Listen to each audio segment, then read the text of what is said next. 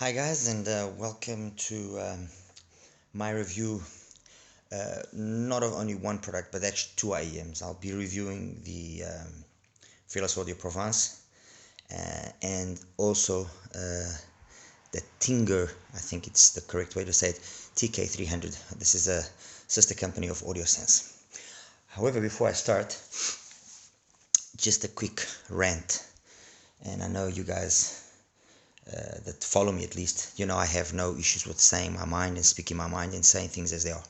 Anyway, recently I bought myself a topping desktop DX3 Pro Plus, the latest one, and when it comes to sound, I have to say that I'm pretty happy. I've had it now for about 3 weeks.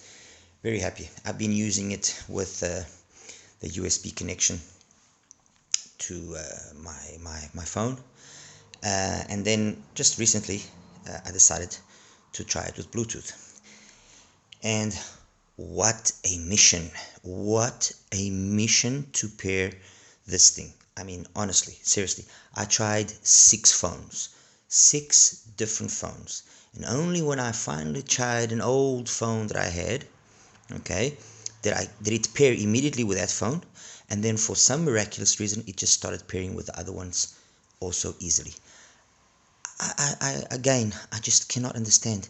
This is topping. This is supposed to be a company which has a reputation, that knows what they are doing. This is not a chi-fi company that just began 2 months ago manufacturing products. They know what they're doing. Make the Bluetooth on this thing easy to pair, because I'm sure I'm not the only one, because I went onto the internet and I started looking at issues with pairing and so on and so forth, and there were plenty of people that mentioned it, plenty people. So this is not something of a one-off situation. Okay, eventually I got that sorted out. That's fine. Now this is good, and this is again something I just I can't accept it. I can't accept it. So we go through the menus. Let's put it here on auto. That's supposed to be an A. I'll show you again. That's not an H, it's an A that's supposed to be appear there. Why? Because that top segment there goes on and off, and now just stays off. So that's for the screen display, on or off. Let's leave it off. This is for the PCM filter settings. It's supposed to be an F that shows there. So F5, F6, F7, F1, F2, F3. All right. And it carries on like this with all of its menus. Again, on this one, it's supposed to be an O1, okay, O1, O2, not acceptable topping, not acceptable. This is not acceptable. I will sort this out, obviously, because the company that I bought it with, or that I bought it through, have shown to be more than capable of handling these issues, and they are extremely professional. And I'm talking, of course, about Hi-Fi Go. I will sort it out with them. I have I'm not worried about that. However, this is for topping. This is a message for topping. If nobody else talks, that's their problem. I talk. I spend money.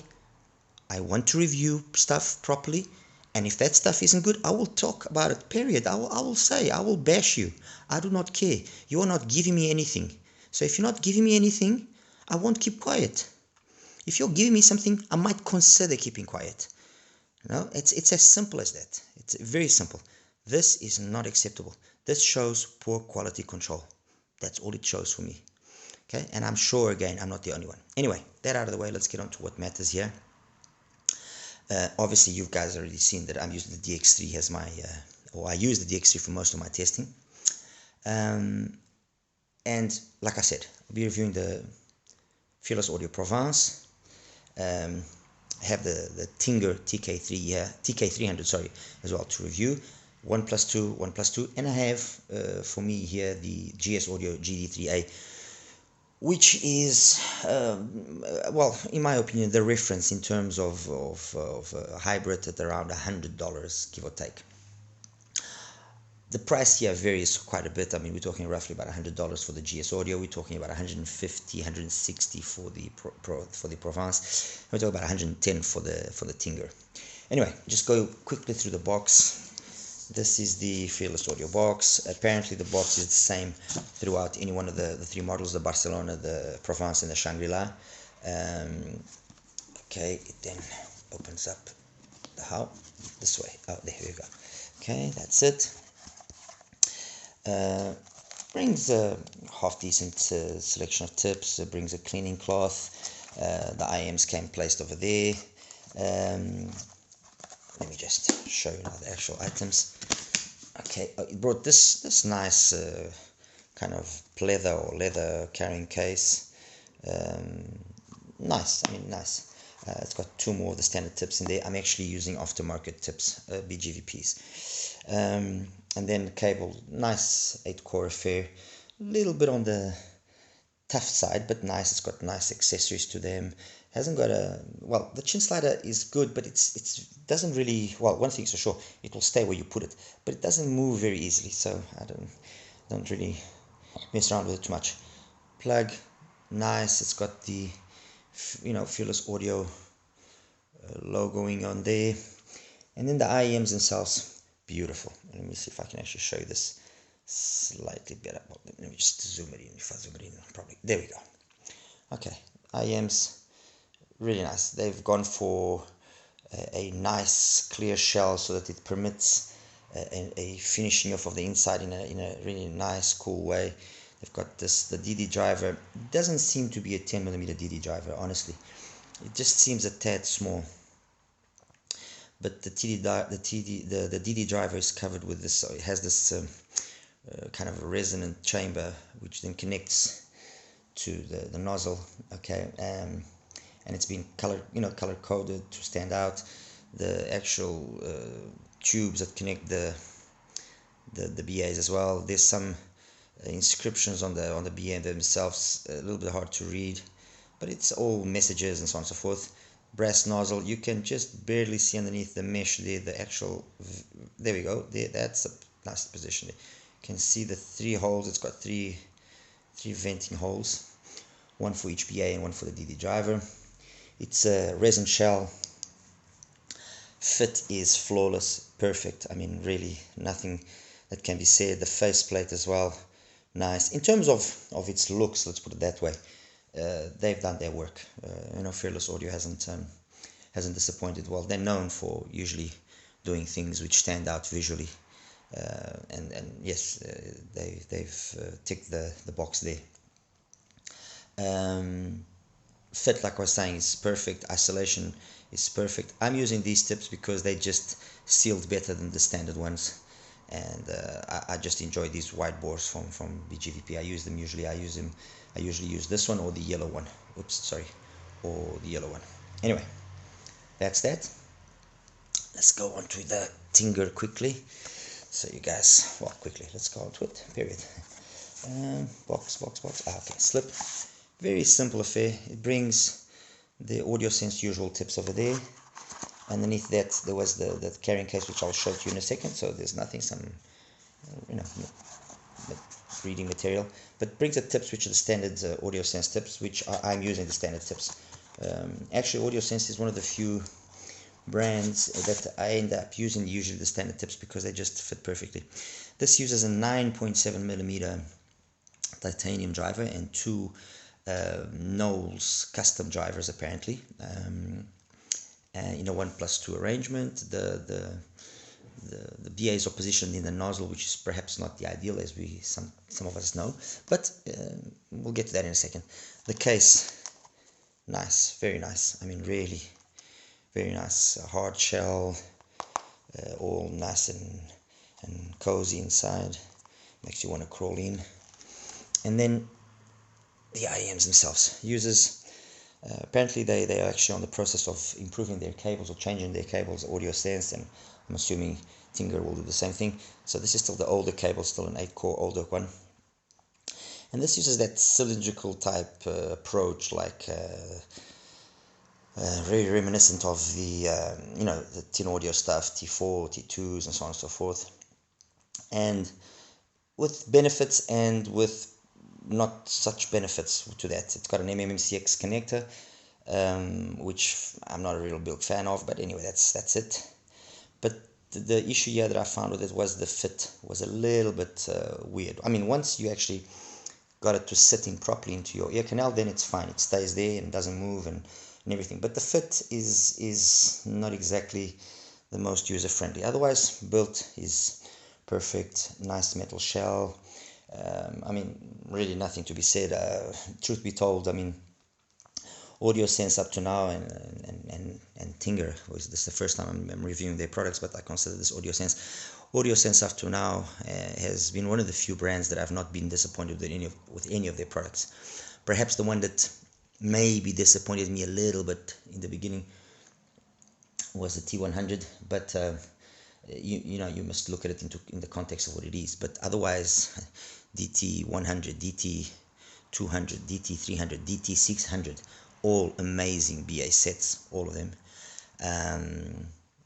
I've got a T800 on the way actually, and this TK300 was also a little bit of a spoiler alert, but was also a very nice surprise. Anyway, these are the two IEMs that I'll be talking about to you guys today, and I could have compared them to a whole bunch of stuff. I mean, you know, I'm fortunate enough to have quite a bit of IEMs available, but I compared it only to the GS Audio GD3A because I consider that to be like the reference to go for in terms of 1+2 hybrid. And let me start by actually showing you a graph of the three IEMs, and that will probably better position what I want to say about them, and you will also get a general idea of where they all stand with relation to each other. So let me zoom first. There we go. Okay, so let's look at the blue line first, which is the GD3A. The GD3A, as you can see, kind of a neutral-ish signature. It's got nice warm bass, perhaps a little bit more mid bass than sub bass, but it's nice. It transitions nicely into the mids, the male vocals. Maybe a little bit recessed at times, but otherwise, you know, not really anything major. And I guess it's because that 1 to 2K area there could have been just a little bit more boosted, but otherwise the female vocals are perfect. There's no excess energy in that 1 to 4K area, which would dictate that way forwardness of the vocals. It's fine. If anything, I mean, really, if anything, it can sometimes maybe even sound a little bit cold. Otherwise, you know, really nothing to be said. Trails off nicely into the treble. It's not sibilant at all. It's clean. I think above all, GS Audio did a good matching of the drivers. They're very coherently matched, and the sound is very pleasing. It's very pleasant. Technicalities are fine. It's got a nice wide sound stage. Sometimes, going back to what I was saying about it being too cold, yes, it is a little bit too cold at times, and that maybe makes the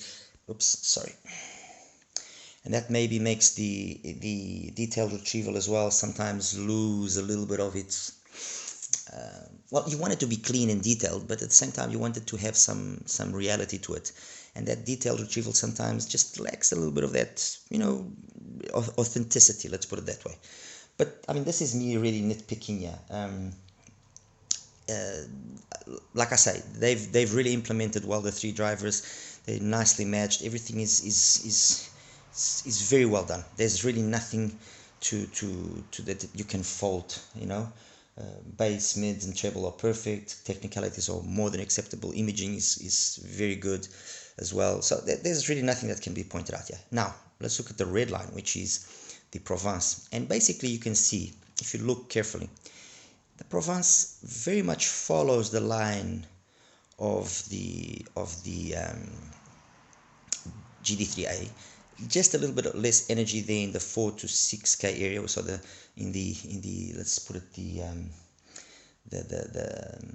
the presence area. Okay, there's just a little bit less energy there, which is an area that, if it's, you know, it can make things sound sometimes a little bit metallic, but in this case, because it's more subdued, it's even more smooth, it's even more tame than in the GD, and perhaps that coldness that I was referring to earlier on the GD, maybe can be from this area being just a little bit over boosted, and in the Provence it's very laid back, and again then the treble just follows. Sorry about that again, and the treble just follows on nicely. So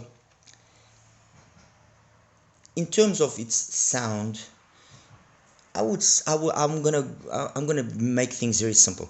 It sounds very similar to the GD3A, very similar, just smoother, just a little bit more laid back in everything.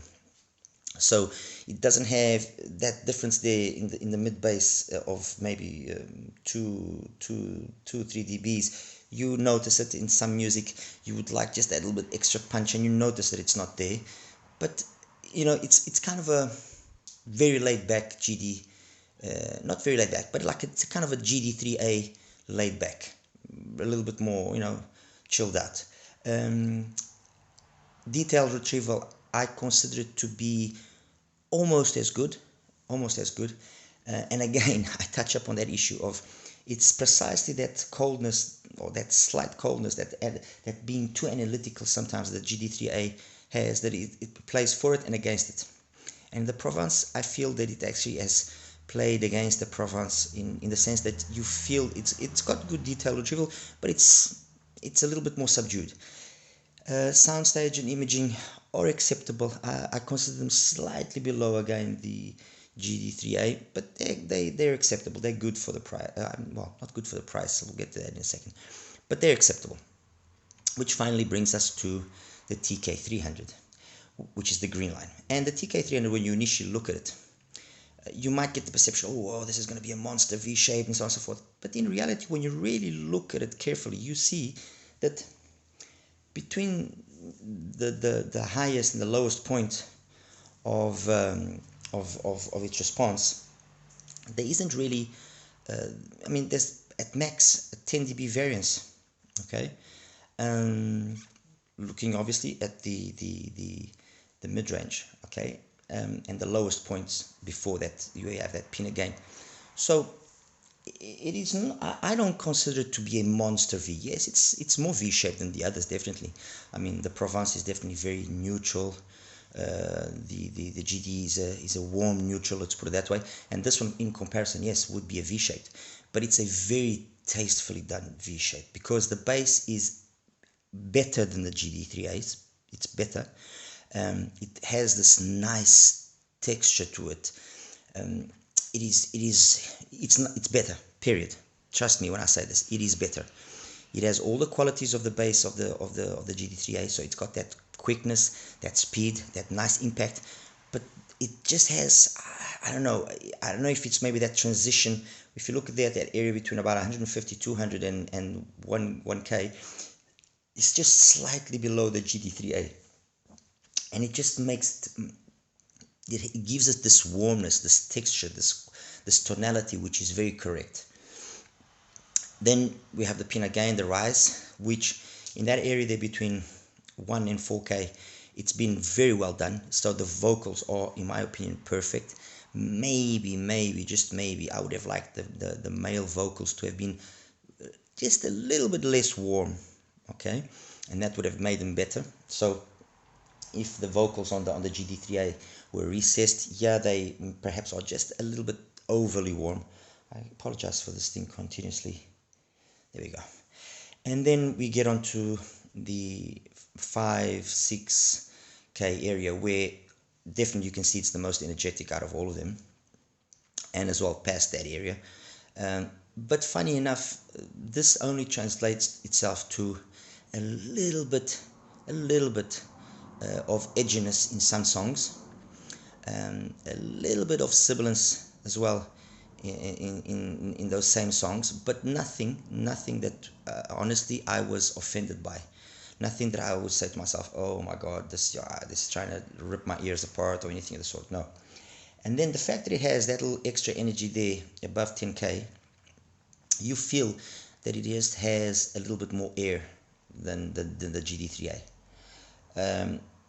So, I mean, to kind of, well, let me just first of all talk about the technicalities. Technicalities, the detailed retrieval is not as good as a GD3A. I'm guessing that would be because of that added warmness. It's just you feel it's slightly more muffled in certain stuff, but it's a very minimal difference, okay, to the GD3A.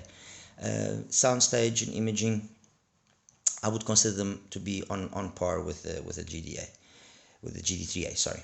So in summary, let's break this down in a summarized manner. Oops, there we go. GD3A, very balanced, coherent sound reproduction, very good technicalities, especially considering its price. Fearless Audio Provence, it's a tamer GD3A,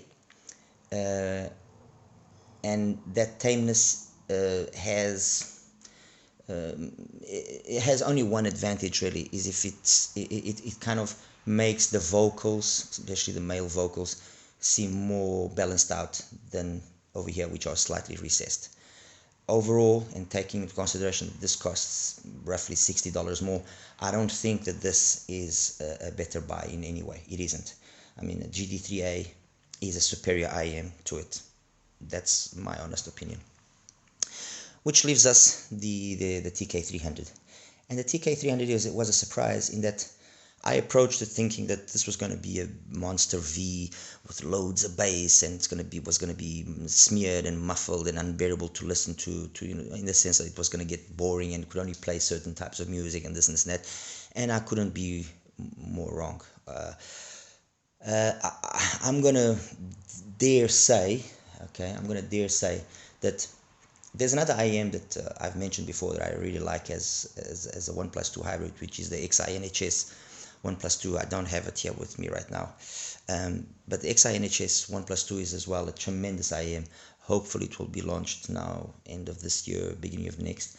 Tremendous 1+2 hybrid, tremendous, especially considering again its price point, really good.